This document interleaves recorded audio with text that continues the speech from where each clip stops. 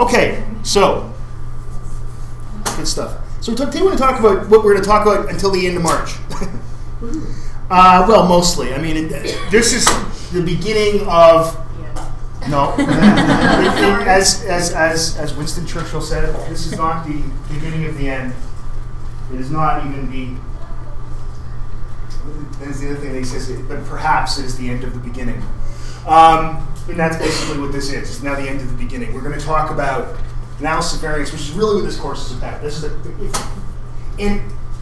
today's important that you ask questions and get stuff. There will be times when there'll be some mathy stuff. Don't worry too much about it. But I want you to understand this mostly on a conceptual level today. We've talked about Ttest and Ttest, and they're to deal with differences with one or two groups. You actually can do Ttest with two groups. You never do, but it's possible. It's the same logic as the Ttest with two groups. And we hardly ever do Ttest. I think I told you I've done one in my career. Like for, in anger, right? What if we have more than two groups? Right? Well, there's a couple ways you could deal with this. Like, here's an example. We got a factor called A. This is a notation you're see using all the time. The variable's called A. It's got three levels: A1, A2, and A3. And if I ask you if there's an effect of A, what I mean is, are any of those means different? As A changes, does the mean change? So these are just some numbers. Don't worry about what the numbers are.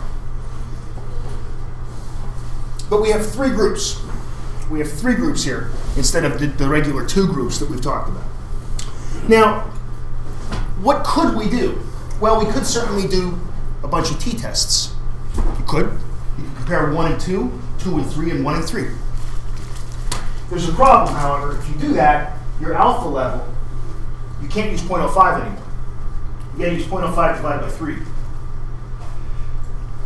It's no good. Well, it's okay, I guess, except that your power goes down. As we were just talking about the class before the test, your power drops if your alpha level drops. And we don't want to drop the power that much. We don't want to go down to, what would that be? 0.16 or something. You wouldn't want to do that. That's crazy. So we want to figure out, these scores clearly vary. We can see this, even with this small sample size of 3 per group. These scores vary. The question you want to ask is why? So in fact, you then could say, what are the sources of variation? What are the sources of variation? Well, the first thing that should occur to you is individual differences. Individual differences. Okay? We have a whole lot of tables where 3 people are sitting. It works really well as an example. But we got one group here. And let's see, harmony around here. Sorry. Okay, so over here. Okay. Now you can sit it first. You can switch it again. It doesn't matter. I'm going to just use you guys all as an example.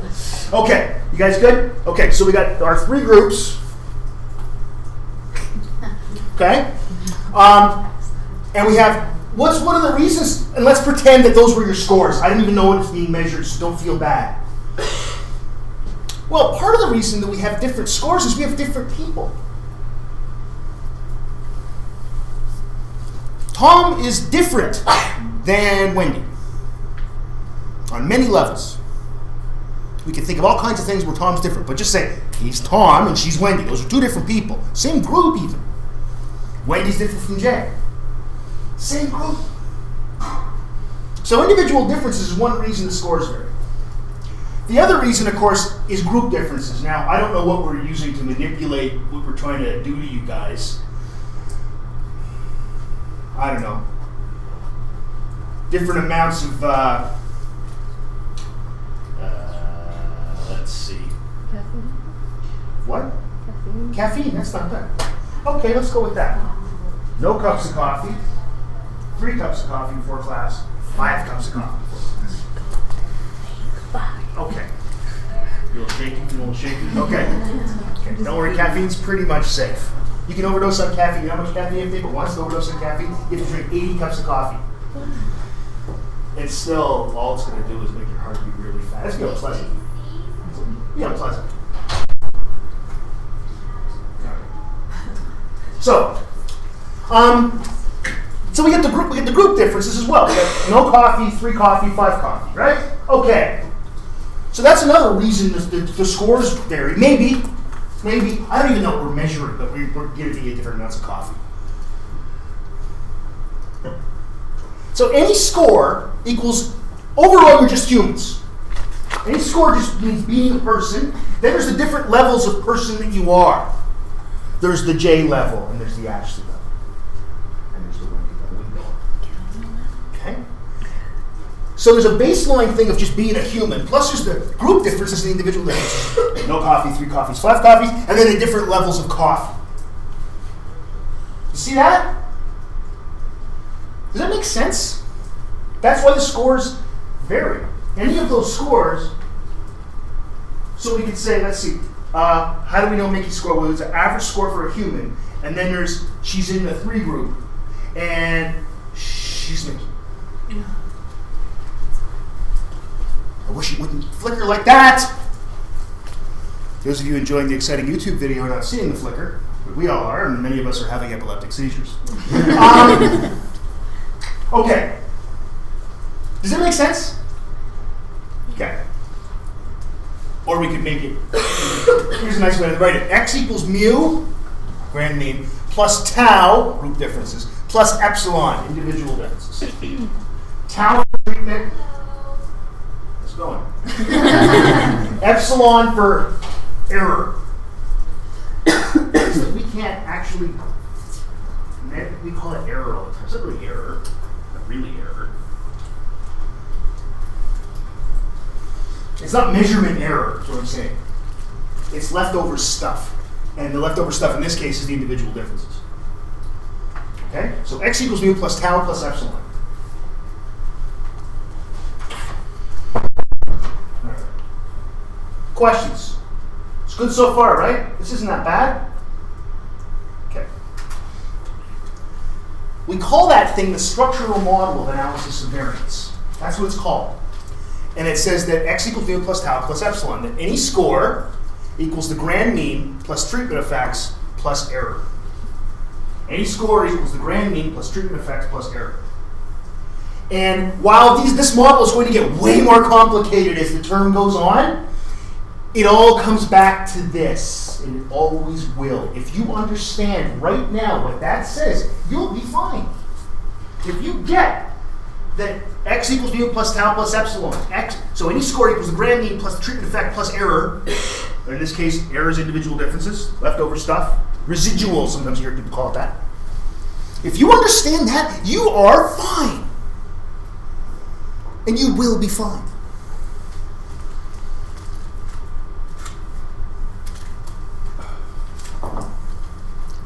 Okay, questions about this? Does this model make sense? I know it's Greek letters. So that's weird. You don't see that a lot. Like, we always had fraternities here, and I'm glad we don't, because anyway, I don't want to go on a rant about fraternities. Yes, I'd like to pay for friends. So, that's sort of what I never understood it. Yeah? So would the grand mean be like the mean of each group, or like all the groups? Everybody's score. Together? Yeah, it can be mean of each group, the average of all the average for each group. It could be that, or it could be just the average score of all people, which should actually be the same number. Yeah. Yep. That's exactly what it is. See, these are parameters, and then we're going to pull this out and turn it into statistics. The real world actually does work like this. We're going to assume it does. And then we're going to estimate this, because we want to know if this is non-zero.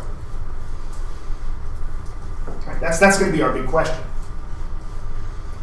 Is there actually an effect of 0 coffees, 3 coffees, or 5 coffees?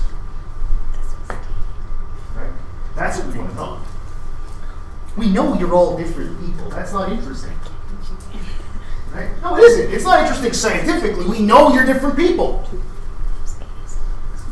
Breakthrough. People are different from each other. Try publishing that. It's not really that interesting, right? Everybody knows that. These people are different. Number 5 will blow you away. That would be the BuzzFeed. So, does everybody understand this? Other questions? Cassie asked a very good question. Other questions? And all I want to know is that going to be bigger than 0? Okay. That's going to be that's our key question, the whole thing. Or smaller than 0, just non-zero. Okay, let's make an assumption. Holy shit, what's that? Oh, it's not that bad, actually. It's the null hypothesis. We're going to assume the null hypothesis is true. That shouldn't scare you. Mu1 equals mu2 equals mu3 equals ... equals mu k. Mu sub k, we have k groups in any design. Or this time k equals 3. We could have 25 groups. I don't know how you'd get 25 groups, but you could. And if this is true, the variances are equal. It's called homogeneity of variance. Sigma squared sub 1 equals sigma squared sub 2 equals sigma squared sub 3 equals ... equals sigma squared sub k. The variances of each group are equal. In other words, HO is true. This is the null hypothesis assumption. We make this one for every single statistical test we do. We assume the null. And then we find out if it's really unlikely. So this really is no different than Ttest, except we got more groups this time. Okay? Again, questions. Does this assumption, are you okay with this assumption? Everything's going to fall out of this assumption. It's going to be very beautiful. And almost magical. I'm overselling it at this point. Okay. So you're good. You got no questions. Ask me no questions, I'll tell you no lies. Now, all this is, again, is the null hypothesis assumption. It's an assumption we always make. Now, more assumptions. We're going to say that the scores are randomly and normally distributed around the grand mean. Okay. Why is that assumption there? That's there because the calculus behind this that you don't ever have to know until you're maybe in your PhD years. And I don't think I remember it even. But the calculus behind this makes some assumptions. And that's one of them. That's because central limit theorem has to work. Central limit theorem is going to come in, so we're going to say that. The scores are going to be normally and randomly distributed around the grand mean. We can violate the shit out of this assumption. That's the nice thing. We can't touch that at all. Independent observations. Okay? If I know Ashley's score, it can't tell me anything about Tom's score. They're totally independent observations. The nice thing about that is we can fix that with, that can be taken care of with design. So that's not something we have to worry about really statistically. That's something we have to worry about design-wise. I like to think of that as the no cheating assumption. It isn't really about cheating, but the way I think about that assumption is if Jay's cheating off of Wendy, then Jay's score depends on Wendy's score, right? Because if she's copying off of her, problem is, what if Wendy's making mistakes? Doesn't matter if she's making mistakes or not. Either way, I'm not saying you're cheating. I don't think either of you guys, I don't expect anybody in this room to cheat. Except, well, some of you. It's a joke. I'm kidding. And I wasn't trying to look at anybody there. I'm trying to look out into the distance. I can't see. Is it some kind of blind joke you guys are making? Okay. It's offensive. So, but if it was the case that Jay's copying off Wendy, then knowing Wendy's score helps us understand Jay's score. We can't have that happen. And it isn't going to be about cheating necessarily. I just like to think of it that way. It allows me to kind of picture it. I like to try to picture these things. Right? Okay. That's important. We can take care of that with design. This is important. It's important for the math, but we can violate it like crazy. It's not a big deal, which is nice, because usually this isn't true. But we can violate it. That's beautiful. How do we know we can violate it? People have done simulations and shown that the math still holds up with that violator. That's how we do. All sources of variation are in the model. We can't violate that. In other words, it's true that x equals mu plus tau plus epsilon. There isn't also a plus theta that we didn't tell anybody about. That can't be in there. Okay? That all sources of variation are accounted for by the model. And that's not a ridiculous assumption. But it is saying something like, how about, what if it was the case that actually sitting at the end of the table was a problem. And we didn't have that in the model. That doesn't account for that. So again, we can usually take care of those things with careful design.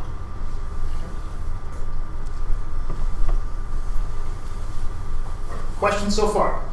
Again, this isn't ridiculous, right? Those are actually pretty, this one's mathy, these two are actually pretty reasonable assumptions, and they shouldn't scare you too much, I don't think. Jay, sorry. What's the T stand for in the structural model? The tau treatment. Tau. Tau, it's the Greek letter tau. Okay. It looks like a pie. That's a stylized version there. It actually looks like a pie with only one thing in the bottom. Yeah, tau for treatment, epsilon for error.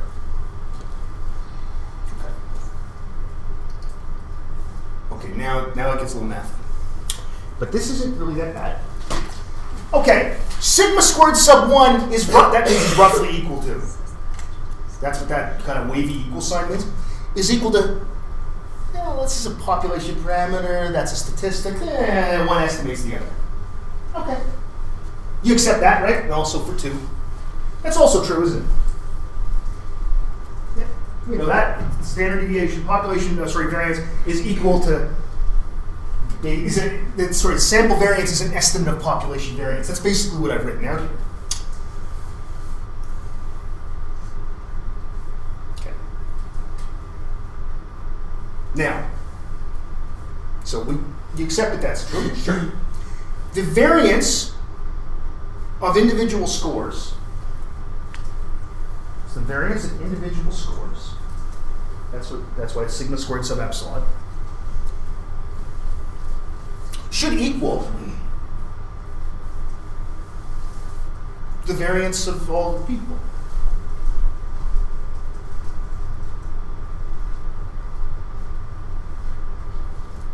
Right? We're assuming the null hypothesis is true. We assume tau equals 0, basically. So where's the only place variance can come from? Well, there's only one place it can come from. It can only come from individual scores varying from each other, right? Individual differences. It's the only place it can come from, because we're assuming the null is true. So then that means then that this should equal that. So sigma squared sub epsilon should equal s squared. S squared, this is really kind of weird. You've never seen S bar? What the hell is S bar? It's the average variance. What? You can average variances? The numbers don't know where they come from. You can do anything you want to them.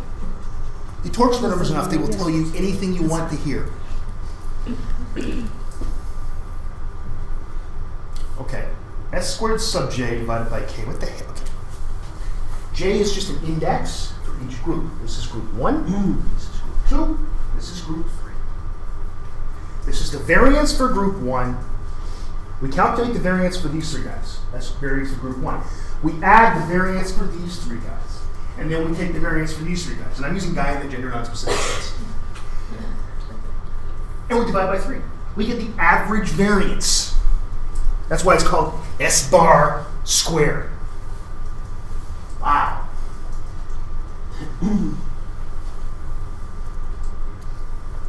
Which should equal just this, because all variance, we've already made the assumption that all variance equals sigma squared sub epsilon. If that's true, the average variance of each group should be exactly the same as the average variance due to individual differences.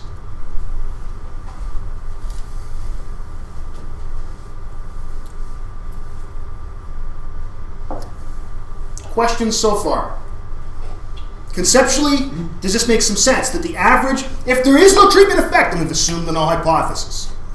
If there is no treatment effect, then the average variance of each of the 3 groups, let's say it's 5, 10, and 15.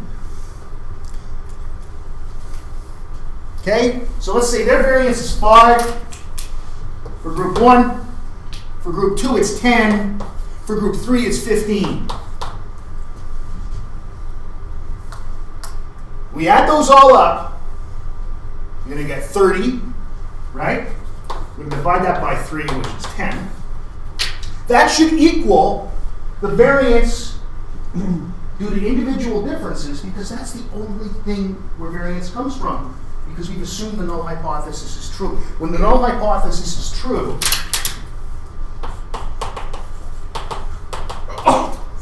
right, x equals mu plus tau plus epsilon, that means that's 0.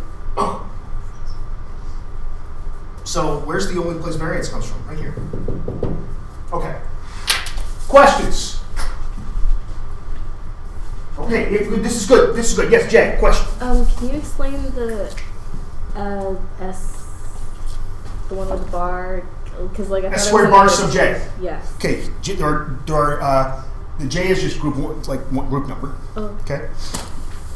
So the average group variance, that's all that means. Is this. That's all it is.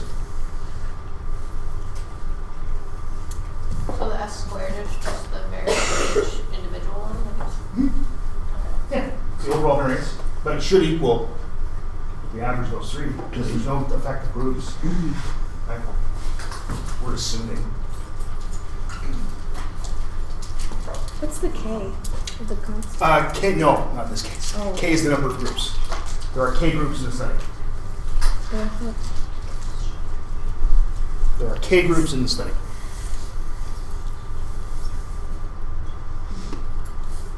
Question? You guys good? Yeah. You okay? Yeah. Okay, that's the first estimate of variance. We're going to make another estimate of variance. This one looks even better, doesn't it? I like that one. The variance of x bar. What the hell? Well, they got a mean, they got a mean, they got a mean. Let's take the variance of those three means. We can do that.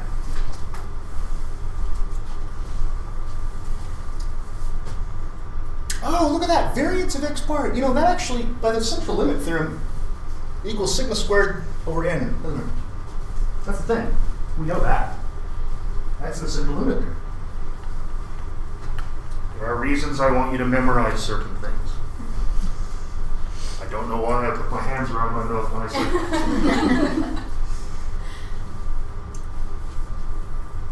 It's the variance of the means. That's what that says. I'm just going to calculate it this time. That's the variance, s squared sub x bar. That's their mean, and their mean, and their mean, the variance of those three numbers. Again, variance of means? Well, yeah, again, the numbers don't know where they come from. I know it sounds weird, but we can do it.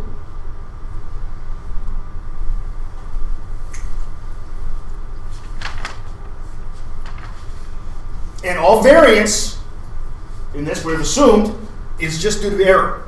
So we can just put the epsilon, sigma squared sub epsilon over n. And now what I'm going to do is through the magic of cross-multiplying s squared sub x bar times n equals sigma squared sub epsilon. I just cross-multiplied. It's not magic. You can do that. You learned that a long time ago. All I'm doing is I'm isolating sigma squared sub epsilon by cross-multiplying. It's nothing fancy. Okay? That's all I've done there. Yep. What's the S? It's S minus, right? Or negative S? Which one? This here? Yeah. S squared sub x bar. That's a bar.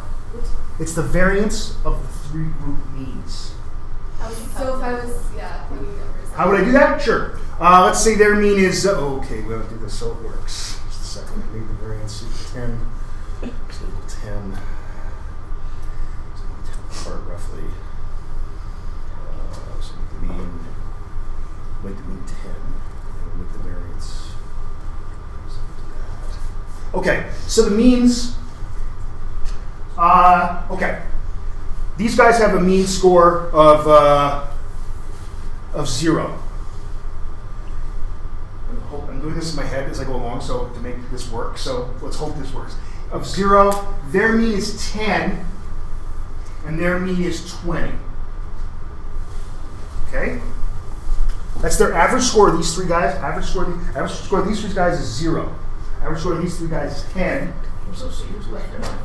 Average score of these three guys is 20. Okay. So we got three means. X bar sub 1 equals 0. X bar sub 2 equals 10. x bar sub 3 equals 20. Okay, what's the mean of those three numbers? You don't have to calculate it, guys. What's the mean of it? Don't get out your calculators. Look at those three numbers. What's the mean? It's 10. Thank you. Good. More than one if you said 10 out loud. It makes me pleased.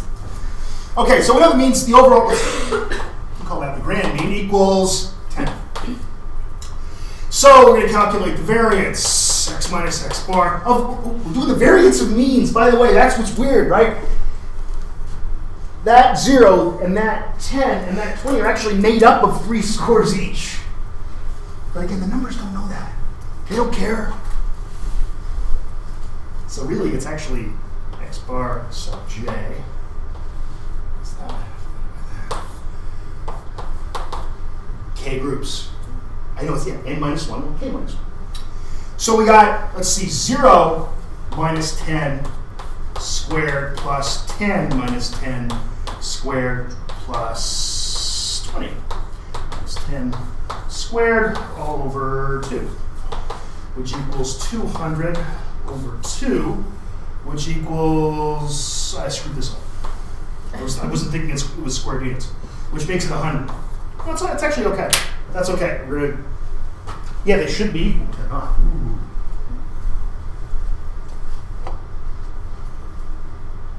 Squared units. Yeah. Blew it totally.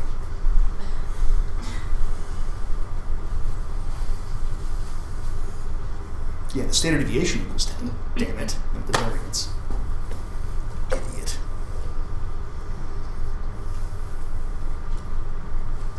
Why did I do that? I can't believe I made that mistake. And it doesn't really matter. Because it's going to allow, this will also be useful. If it was the other way, it'd be horrible. If this was smaller the other one, then there's a black hole and the world collapses. But this at least actually can, this can be useful. Okay. So that's what we've done, basically, is we calculated that. And I know, yeah, they're different. That's weird. They shouldn't be different. But they are.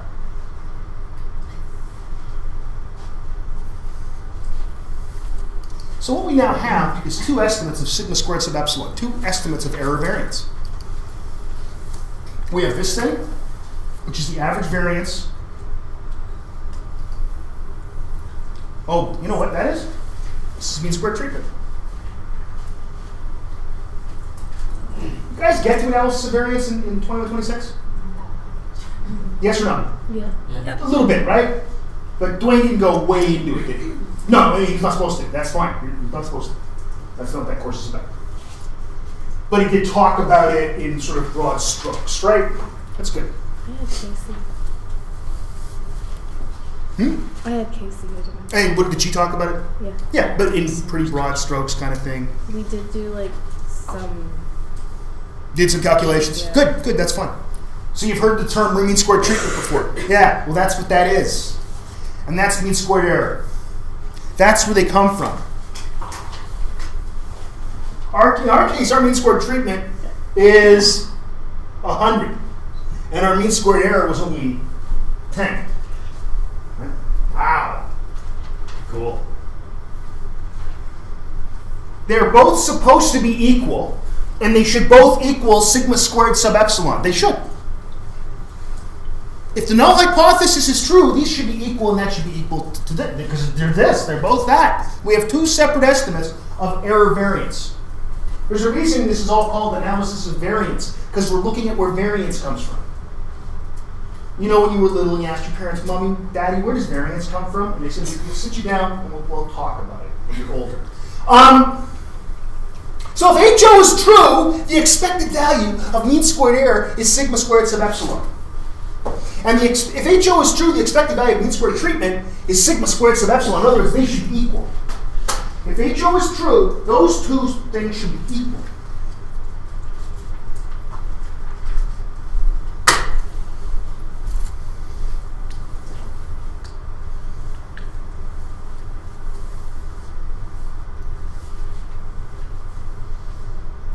If HO is true, those two things should be equal.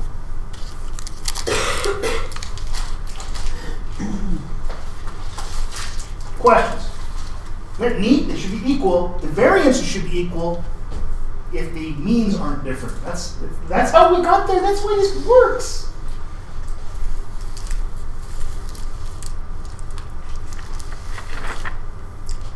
HO is not true, the expected value of mean squared error still equals that. That's nice. Now, why is that case? Because we calculate mean squared error by getting the average variance of each group. The average variance of each group. Does that take group? Even if there are group differences, we're ignoring it because we have the variance of U3 guys. We have the variance of U3 guys, and the variance of U3 guys. We're not doing variance between, say, Mickey and Tom. We're doing it within each group. The variance between U3 guys. Okay. So this can also sometimes be called between groups and within groups. Mean squared treatment is between, mean squared error is within. Oh, look here! Look who showed up. It's sigma squared sub tau. It's our treatment effect. It's our treatment effect.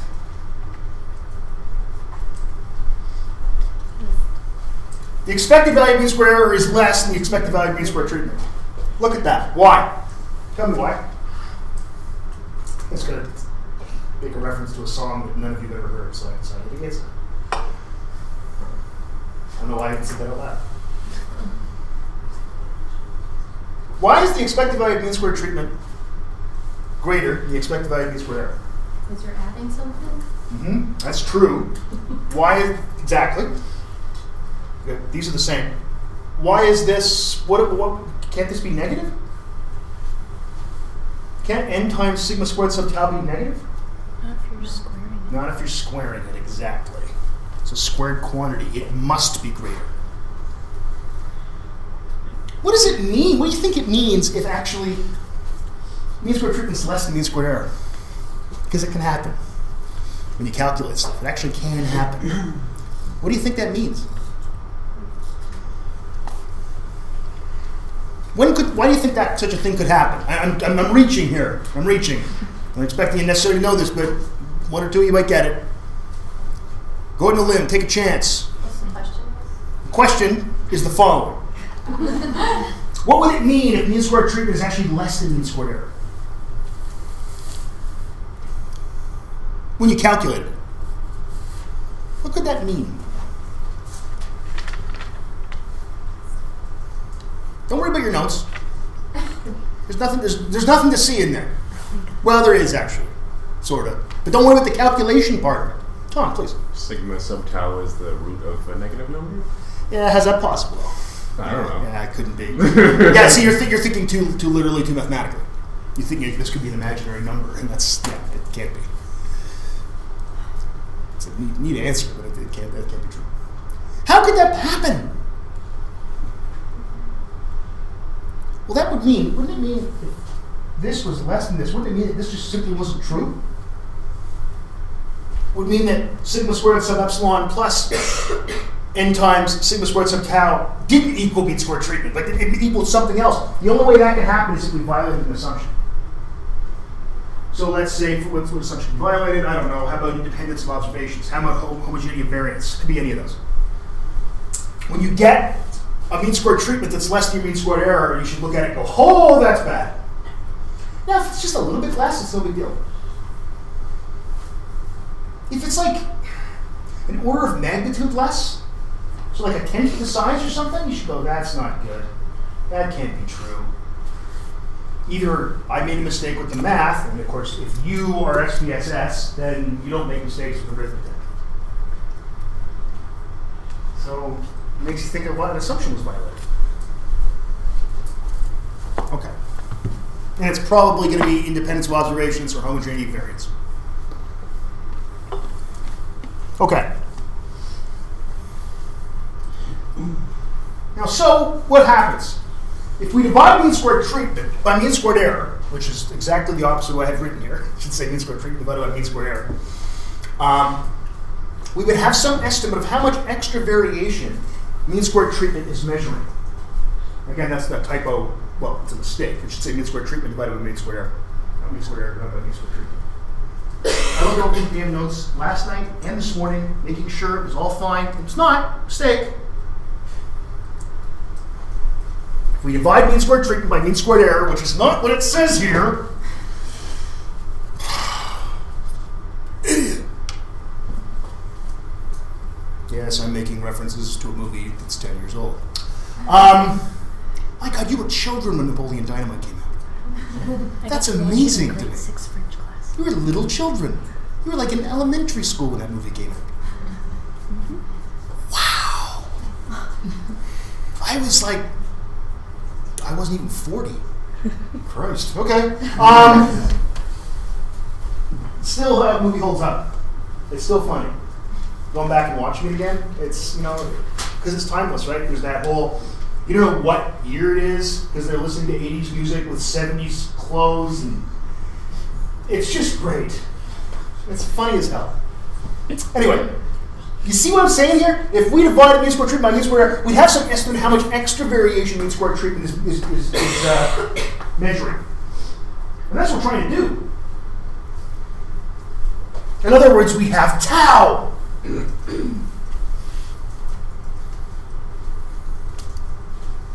That's what we do in analysis of variance. That's what we do. We divide mean squared treatment by mean squared error.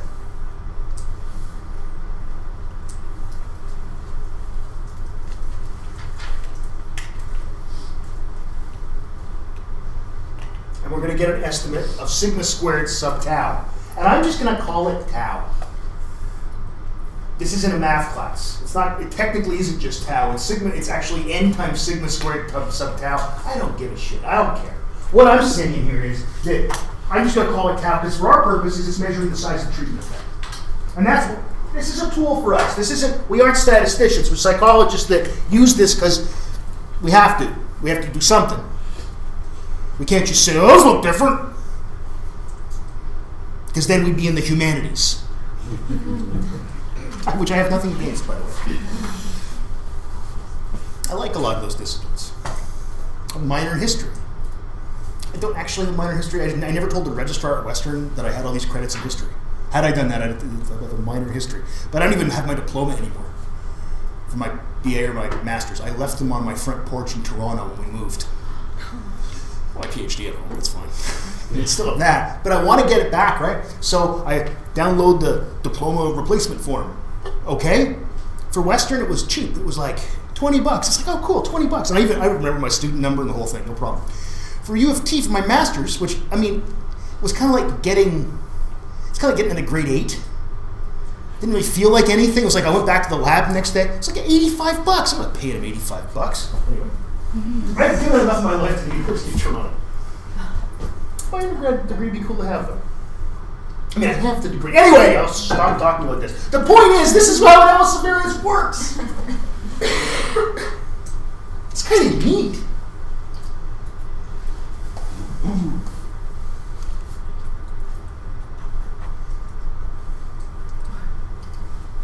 So F, the F ratio, named after Fisher, the guy who discovered this, he invented this. It's kind of cool. You gotta be pretty smart to just invent things like this from whole cloth. But it's so intuitive when you think about it, when you just extra variation. Actually makes a great deal of sense. So it's F for Fisher. He didn't call it the F-test. He called it analysis of variance, things that we call the F distribution. Mean squared treatment divided by mean squared error. That's all it is. What's the expected value of F given HO is true? If HO is true, no hypothesis is true, what's the expected value of F?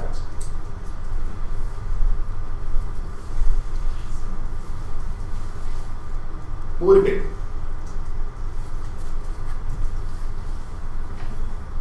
Go ahead, just talk to him. Actually, that's Would it be 0 because it would be... 0, because that would mean the top. That would mean there's no variance at all. Oh, okay. Right? Because, think about it. But at least you said something. Thank you. You were thinking. You were thinking correctly, but you were thinking. You all seem to have a decent sense of humor. I can make those jokes. Okay. Think about it. Mean squared treatment is treatment effect plus error effect. Mean squared error is error effect. I know you were thinking it was only treatment on top. Yeah, you forgot about the error. Yeah, so that's a common mistake you've made.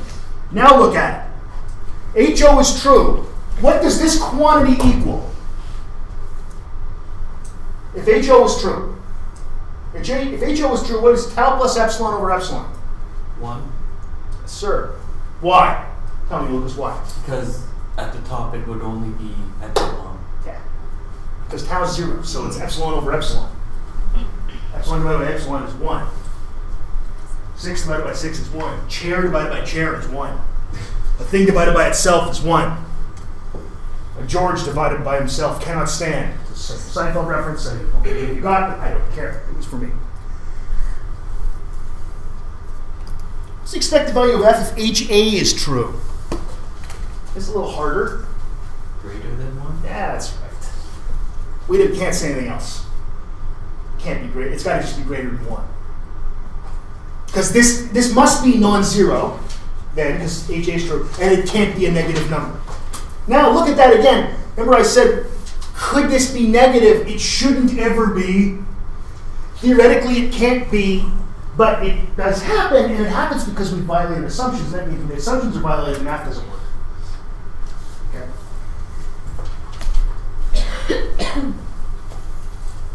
And you're saying, wait a second, Dave, you just said, what if HA is true? And you said we're assuming that HO is always true. Yeah, well, you know what? We violate one assumption. We hope to violate one assumption and one only. The null hypothesis is true. We hope all the other assumptions aren't violated. And if the null hypothesis assumption is violated, we get a significant F value.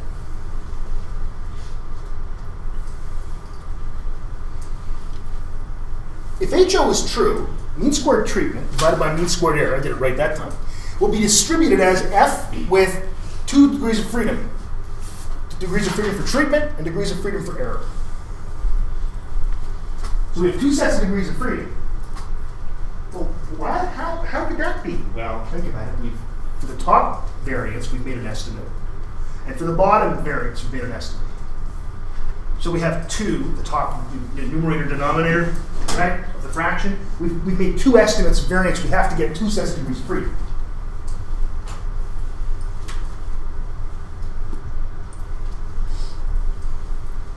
Yep. So if HA is true, then T couldn't be 0. Is that why? It would be non-zero, yeah. Yep. That's why it'd be greater than 1. Yeah, there's variance, that means, because tau is measuring group variance. And there now is group variance stages. Yeah, exactly. Exactly. You guys are doing great.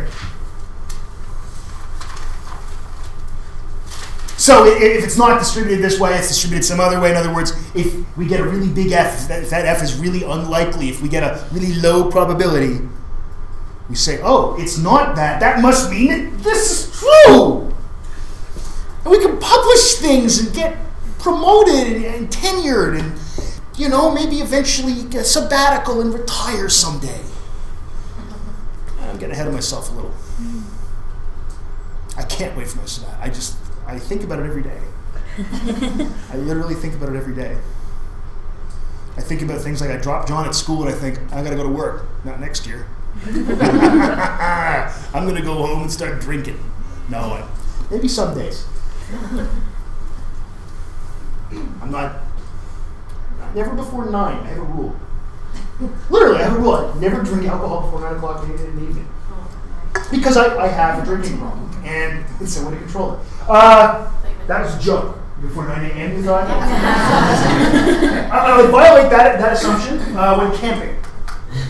When camping, I drink coffee, and then as soon as breakfast is over, I just switch over to beer. Right? Last year we stopped on the way down when Patty wanted to go to visit Western, and we were visiting my family in London.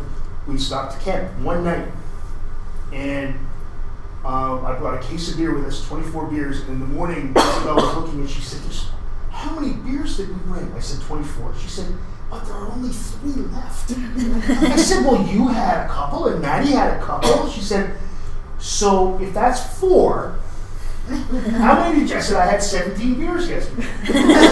But I drink it like water. I know it's unlike the water, you never know at a provincial park. The beer, I know what's in it. That's good. Soon I'll be able to blame the boy as well, I hope. Yes, beer's sanitary, exactly. Why do you think the Romans always drank wine and not water? because the water made him sick. The wine was safe. Of course, it was all made with water that ran through lead pipes, and eventually they all went insane. But anyway, we're going to take apart the sums of squares of the degrees of freedom. We're going to find out what the degrees of freedom are. Sums of squares are, you know why they're called sums of squares? Because they're sums of squares.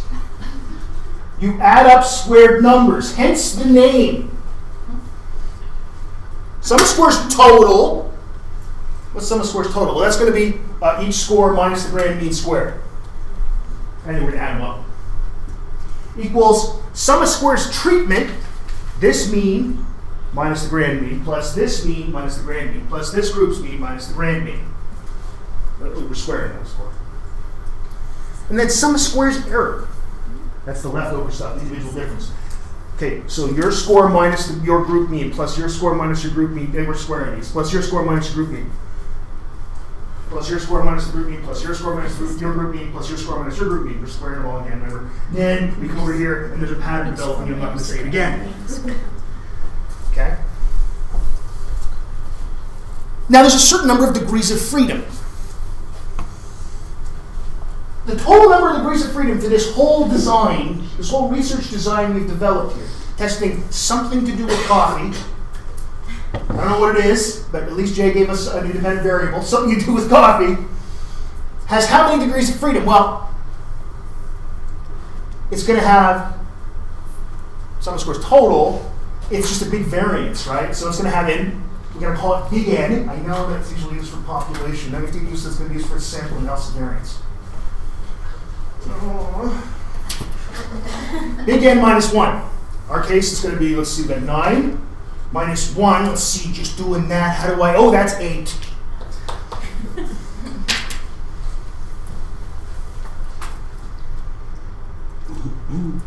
Degrees of freedom for the treatment. Let's see. Remember I said we're going to take your group mean minus the grand mean plus your group mean minus the grand square mean minus the grand mean, your group mean minus the grand mean. So that's K. Remember there's K groups.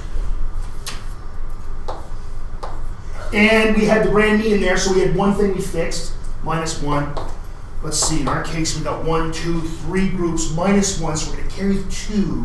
We do that now, we're going to carry anything. 3 minus 1 is 2.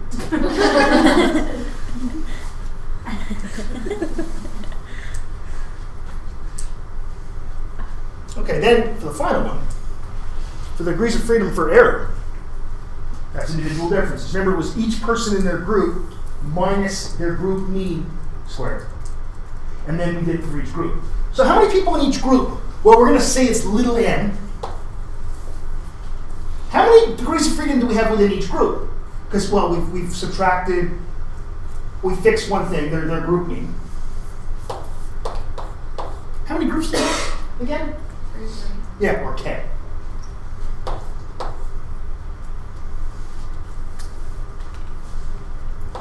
So K times n minus 1, which is nk, minus K, which is going to equal, let's see, n was 3, and K was 3, so that's 9, minus 3 is 6. Oh, look at that! 6 and 2 is 8! It partitions perfectly. We've used all the freedom. Never need. So I'll show you what this looks like. I just said this. Now I'll show you what it looks like in sort of mathematically. It looks like that. There's the sums of squares. I'm never going to make you do this. Why is there 2 sigma signs? Because we add up within you, we sum you, and you sum within your group, and we sum within your group, then we add those together. That's what we're just summing twice. Right? Don't worry, later on in the course you'll see 4 and 5 of those. But all that ever says is we're doing within this group, so that's summing once, summing once, summing once, then take them all and sum them together. That's all that means. I would never make you do this. Why would I make you do this? No one does these by hand. I want you to be able to just think about this and understand it on an intuitive level.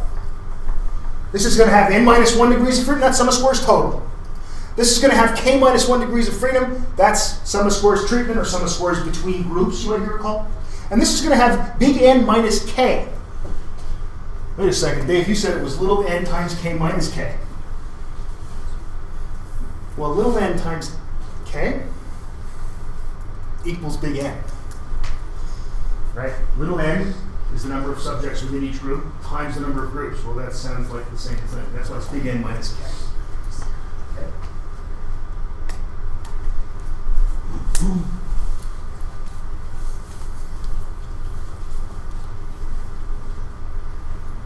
Nobody ever is. I would never make you calculate this by hand. It's stupid. It's ridiculous.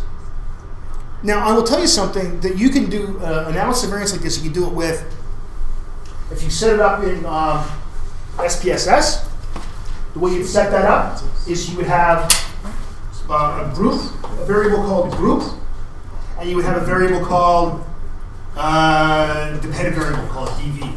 And you'd have like group 1, group 1, group 1, group 2, group 2, group 2, group 3, group 3, group 3, and then you'd have the scores for each person.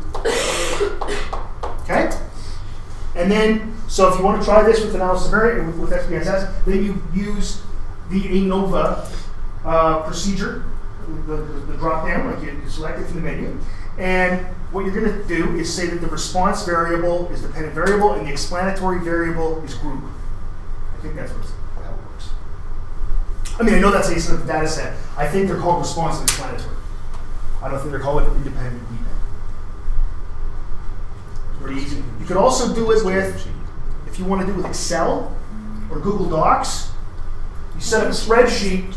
You do this a little bit differently. You set up a spreadsheet that has group 1 scores in one column, group 2 scores in another column, group 3 scores in another column. You select the 3 columns, and then you go down to a cell, and you type in equals ANOVA. That's how easy this is. Open bracket, and then select them all, and it'll know what's going on. Close bracket, and it'll hit it, and then it'll give you the p-value. This is easy to do. There's tutorials all over the web on how to do this. In fact, there are online calculators to do analysis of variance where you just put the numbers in, and it spits them out for you. So no one does these things by hand anymore. And the only reason that Dwayne or Casey would have had you do it by hand last year a couple of times is because just to get you used to the idea of how it works. Right? No one does, with 3 numbers, like this 9 numbers, I actually might do it by hand because it's so quick. It would take me longer to put the numbers in than it would take me to pull out that calculator app on my phone and just put the number, do it. But that's the only time, any bigger than that, probably, I start putting it into a spreadsheet.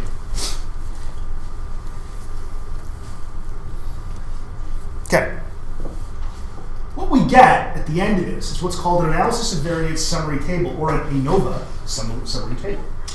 We have different columns. It used to be you put this in your paper. They don't do that anymore. I don't know why it's gone, because it's really too bad, because you used to get the whole thing in a table. Table 1, analysis of variance summary table. It's beautiful. Now it's all in the text, and it annoys the shit out of me. I sound like such an old man, but I think they even got rid of that before I started. Undergrad.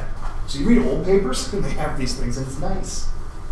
Source of variation between groups, within groups, total. Treatment, error, total. What else could this be? Whatever the independent could be A. Remember our thing was A1, A2, A3. A, residual. Sometimes called residual instead of error. Sometimes called within groups. Sometimes called individual differences. It's all the same thing. Degrees of freedom: K minus 1, N minus K, big N minus K, big N minus 1. This is sum of squares between groups divided by K minus 1. This is sum of squares within groups divided by big N minus K, and this is the F. This is where the magic happens. Mean squared between group divided by mean squared within group. We then look up that number. When we calculate this, we look up that number in an F table. And it's going to have, in our case, 2 and 6 degrees of freedom. Anybody have their textbook on? There should be at the back, an F table. I forget what it's called. Maybe called just Appendix F, or called an analysis of variance table. It's probably called Appendix F, though.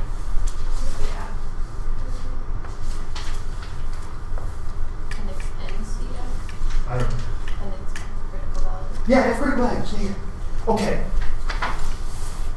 Cassidy, what's it say for? Can you look at the table? It's going to have an alpha level of 0.05, because that's what we always use. And what's the critical value for 2 and 6 degrees of freedom? So 2 for the numerator, 6 for the denominator. 5.14. 5.14. So if we got a number, that's our critical value. So F critical at 2 and 6 degrees of freedom equals 5.14. If our number that we got was bigger than 5.14, we would reject the null hypothesis, and we would say that one of these groups was not like the other.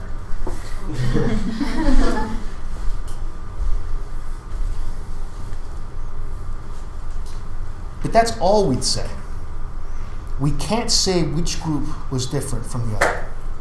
And now it's time to play our game. So we remember what the null is. The null is, it's this. mu1 equals mu2 equals mu3. In our case, we get 3 groups. The alternative is that isn't true. It's 2 of the groups are different. We don't know which 2. We literally don't know which 2 groups are different. We just know that 2 of the groups are different. At least, it could be all 3 are different. It could be 1's different from 3, or 2's different from 3, or 2's different from 1. It could be 1 and 2 are different from 3. We don't know. That's not the point of this. It's not to tell us that which group is different. We'll find out how to do that next time. Spoiler alert.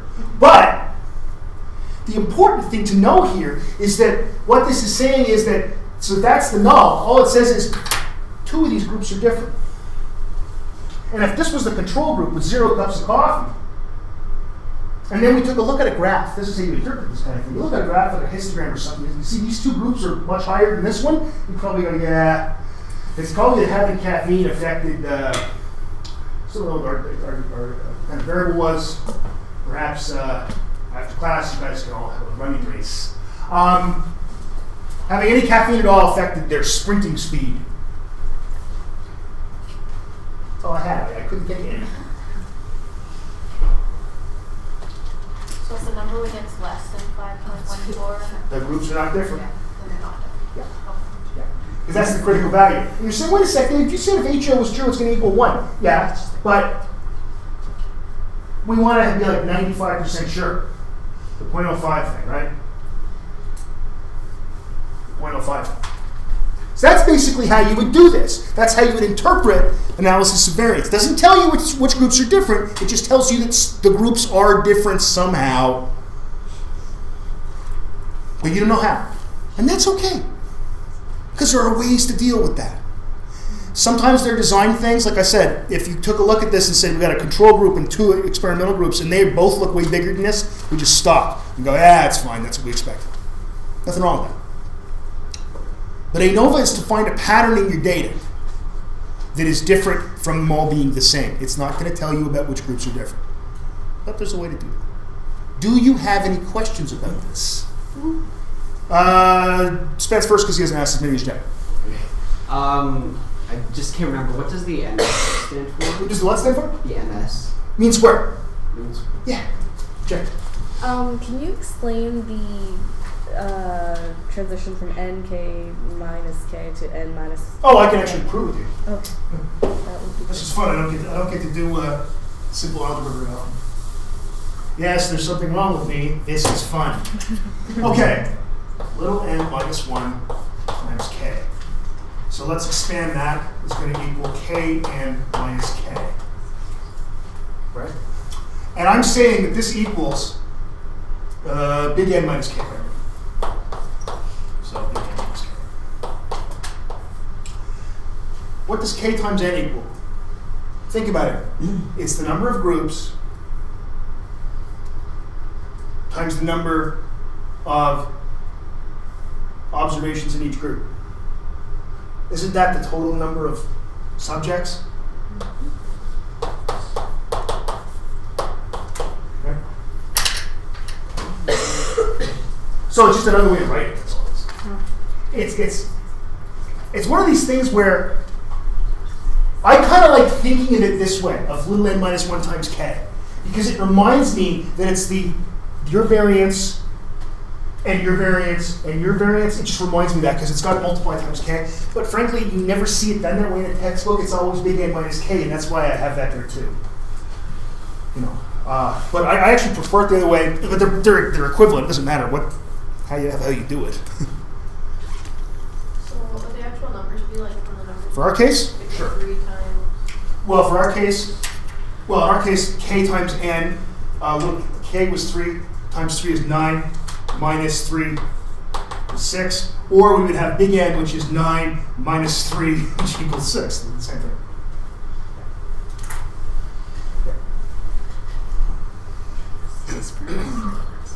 No, You okay? I just feel like too close. You're right. No, You'll be fine. I You'll be fine. You'll be fine. You will be. I guarantee it. I don't give out guarantees. I guarantee you'll be fine. Tom, So what's the mean square between groups? how do you mean? What is it? Like what goes into that? Like, Oh, that between groups. That is. So sum of squares between groups. All sum of squares between groups is your group mean. I think we said it was 0 yeah. minus 10 in that case squared because that's the grand mean, and then their group mean, which is 10 minus 10, so that's 0 squared, plus their group mean, which is 20 minus 10 squared. So in our case, it's 200, and then we're going to divide by where are we between groups? 2 is 100. Yeah, so it's just your group mean minus the grand mean squared. Their group mean minus the grand mean squared. Their group mean minus the grand mean squared. That's sum of squares between groups. Then we divide by k minus 1. Yeah. Isn't that variance? Yeah. Oh, That's why it's called analysis of variance. Oh. Yeah. It's nice that you caught that. That's good. They're just variance estimates. It's all just variance estimates. It's weird that we can just use variance estimates to find out if means are different. It's always sort So of sum of squares is the same thing as saying variance. sum of squares is the top of the Yeah, variance. sorry. Mean squares is the same as variance. Mean squares are variance Because we're estimates. dividing by. Exactly. Mean squares are simply variance estimates. That's all they are. That's all they are. Other questions? I know you'll have other questions later, and all that's fine. Don't worry. Oh, yes, right. So between groups is like sum of squares like for theirs and then ours and then theirs. Yes. Yeah. Sorry, that didn't make a lot of sense. No, but I know exactly what you meant. Okay. Yes. And so what would the sum of squares Within groups be? Yeah. Okay. Maybe stupid question. No, it's not the same. And if it was a simple question, I wouldn't make you feel like it was. So There isn't. It's a perfectly fine question. Okay. So sum of squares within groups. Yeah. These guys have a group mean.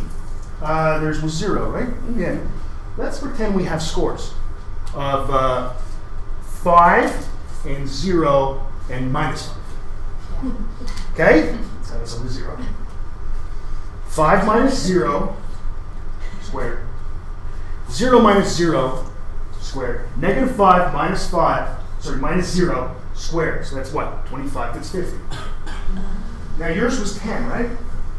Yes. So let's make yours, your scores, let's see, actually your scores going to be, let's make you going to be high and low end. High, okay. So yours is going to be 20, and yours is going to be 10, and yours will be 0. So 20 minus 10 squared. 10 minus 10 squared. 0 minus 10 squared. Oh, that's 200, right? This is 100 plus 100 squared. 200. So now we have 200, and we've got 50. And now let's not do any more arithmetic in Dave's head. And let's say yours is 75. So we had 250 and 75. So we got 250, 75, 325. 375 would be sum of squares between groups. Sorry, within groups. Okay? That's all that this is calculating. It's just, we're getting square, but it's a sum of squares within groups, not between. Would you do all the groups then, or you do them Yep. each individually? You do all the groups. Yep. And you add them up. That's why you have those. Jay asked why there are two summation signs. I did the sum of squares for each one, and I added them all up. That's why there were two summation signs. These are good questions you're asking. Anything else?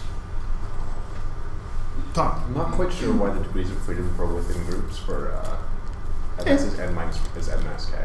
Okay. Why it's n minus k? Yeah. Because think of it this way, just like I said before. Within each group there are n observations, little n. Oh, okay, sorry, it's that. So it just equals that. Yeah, that's all it is. That's why I don't like that either. I like this because that's intuitive to me. N minus 1 times k is way more intuitive to me than big N minus k, even though this simplifies to this. I get that. Right?